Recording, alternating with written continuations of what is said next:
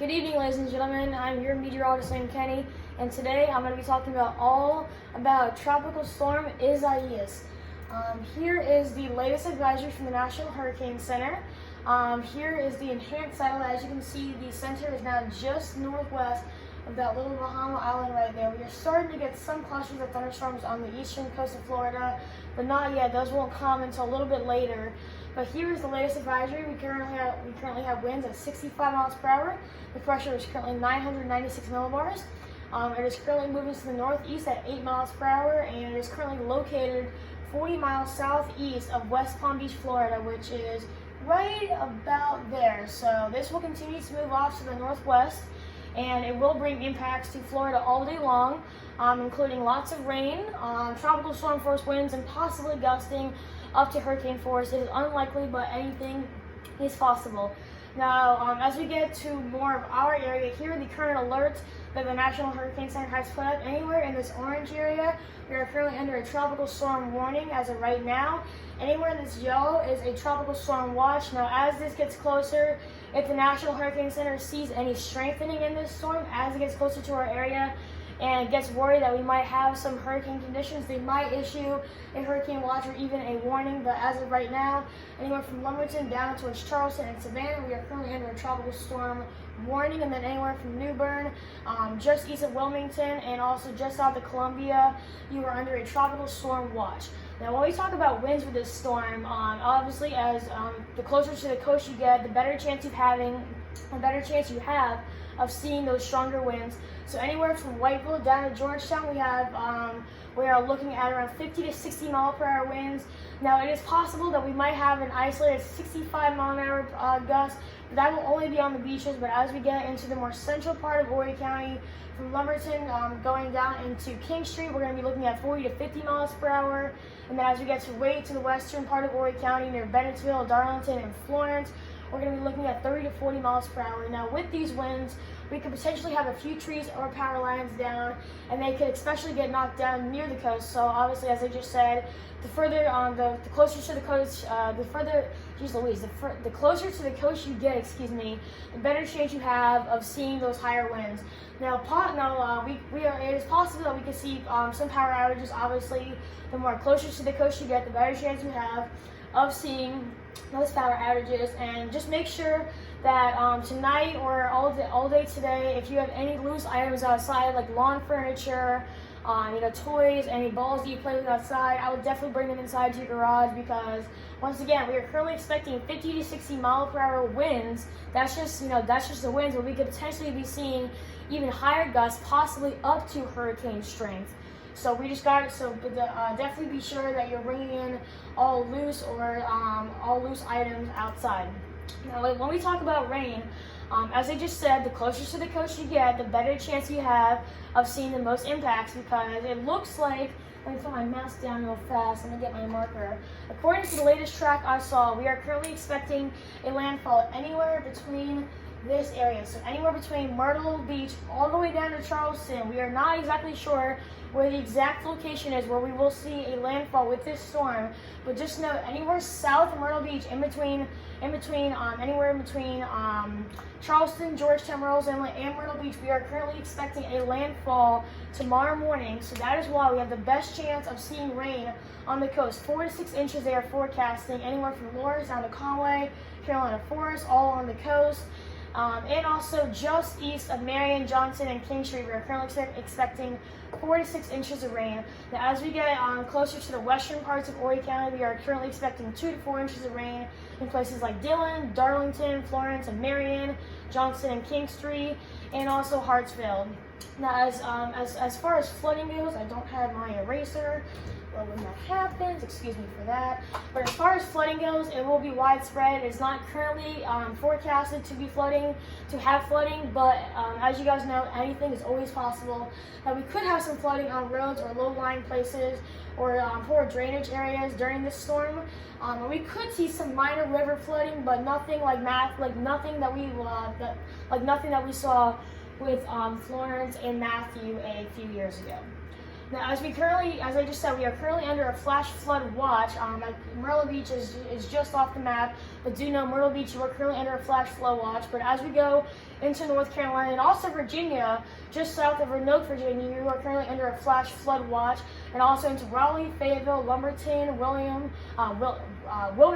and also Florence. All these locations are all under flash flood watches, and what a flash flood watch means is that we are going to possibly get enough rainfall to where we could see a flash flood. Obviously, it is a watch, it is not a warning, so they are not saying we are definitely going to get a flood, but it is possible because, once again, let me go back.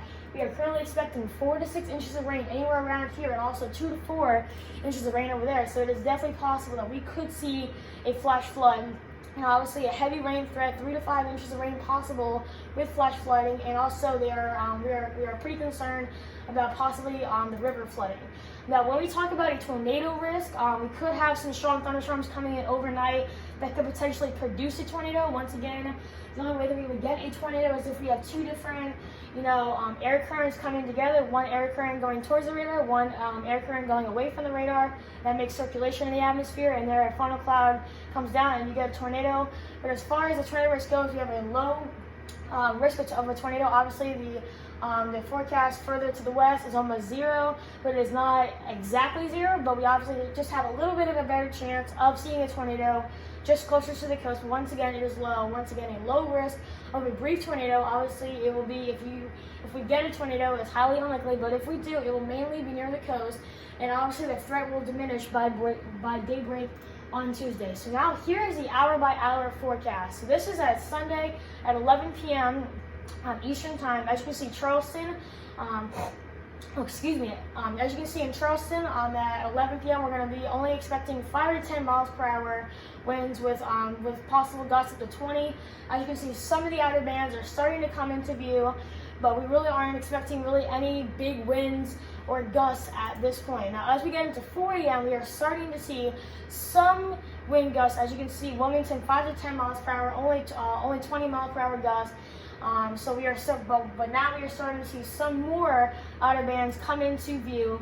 Now, as you can see in this one, Charleston, we are now expecting 25 mile per hour gusts, and we are seeing a big cluster of thunderstorms now making its way northward towards the Carolina coast near Charleston, and also getting up into Myrtle Beach. Now, as we get into 7 p.m. Eastern time, now we really start to see things come in play. Look at that, Charleston. We are already seeing 30 to 35 mile per hour winds, gusting up to 60 mile per hour. That is very, very heavy. And as you can see, loaded a lot of rain coming now into the coast, and also another front coming down, bringing more rain into the Carolinas, into the western parts of South Carolina. But as you can see, we are now starting to get, I guess you could say, the outer band of Isaias.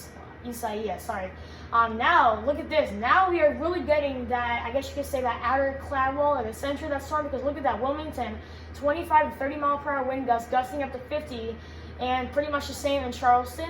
But as you can see, just thankfully most heaviest rain will just be off our coast. But usually with this storm right now, I think they are predicting that the heaviest time that the Carolinas will get impacted, including Myrtle Beach, Pawleys Island, Charleston, and Georgetown, and also Carolina Forest and Conway. I think our best chance of seeing pretty much the most action will probably be tomorrow night, anywhere from maybe possibly 10 to around 1 o'clock. So anywhere during that time frame is when we'll see the highest winds and also the heaviest rain bands. Now, as we get into 1 a.m., thankfully, our storm is now lifted back up into the north. It is now affecting Wilmington, 60 mile per hour wind gusts, wind sustained at 35 to 40. But look at that, a huge rain band loaded with rain directly over Wilmington, absolutely slamming Wilmington. Now, look at this. As of 1 a.m., this storm is already gone out of South Carolina.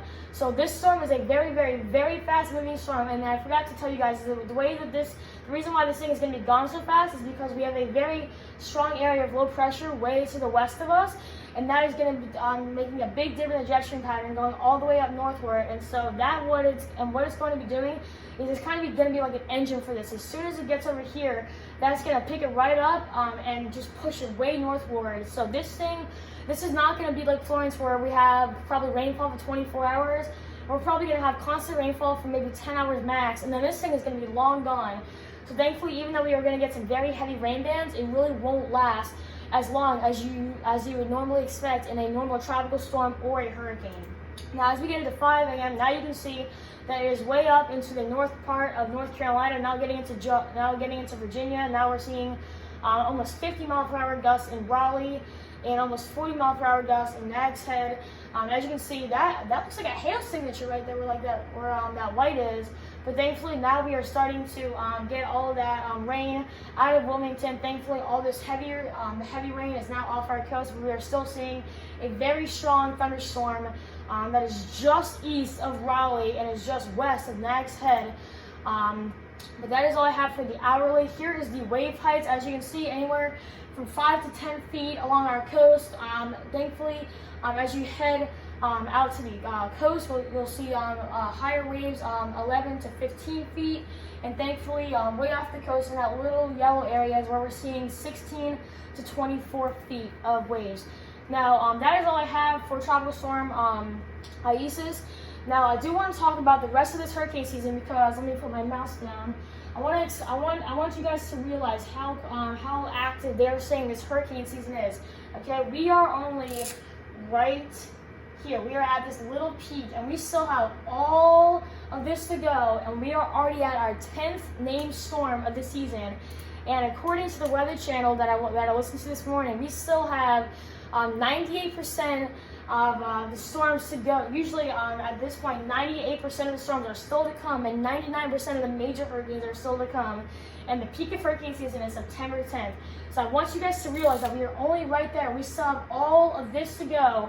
And once again, we are at our 10th named storm of the season. That is how active this hurricane season has been and will be. Here is the current forecast for this hurricane season. As you can see, almost 20 named storms, almost 10 hurricanes, and almost 4 major hurricanes. That is unbelievable. And thankfully, they're only saying with major hurricanes, only 2 to 4 will impact the United States, but still almost 20 named storms this season. Here are the current names for the season. As you can see, we are already down to Isaias. Right here, we've already gone through Arthur, Bertha, Cristobal, Dolly, Edward, Faye, Gonzalo, Hannah, and now I forget how you say the name, excuse me for that, but our next storm will be Josephine if it forms. And not to be a Debbie Downer, I know I probably shouldn't be saying this, but according to the latest forecast that I saw, we are currently watching 2 more waves coming off the western coast of Africa. It looks like from the forecast models, they will be heading the same way that this one did, but thankfully, as soon as it gets to where the Bahama Islands are, it looks like it will be taking a track to the north and heading out into the middle of the Atlantic Ocean. But it is way too far for any more predictions. Obviously, we just have to keep a very close eye on these storms as hurricane season continues. Once again, a very active hurricane season, and once again, we are currently looking at our, let me see, 1, 2, 3, 4, 5, 6, 7, 8. This is our 9th named storm of the season, and we are only this far into hurricane season. I mean, just think about how far we still have to go. We are already on our 9th named storm of the season. I want you guys to really understand what that means for this season and how active it really could be and how this could impact our society in the next few weeks. So once again, a very active hurricane season, a very active tropical storm right now in the tropics that will absolutely be slamming the Florida coast today, be working its way up through the Carolinas tomorrow and tomorrow night, and then finally, as we get into the later part of this week, it will finally be hitting the northeast, and hopefully after that, it will be all done and will have no more impact on the U.S. So that is all I have for you guys today. Thank you guys so much for watching and trusting me to bring you up to date on the latest information on our tropical storm. Obviously, stay tuned to my YouTube channel and my website for the latest information on this. I will probably be doing a forecast tomorrow live on the beach when this thing is finally impacting the Carolinas. So definitely be sure to stay tuned to that.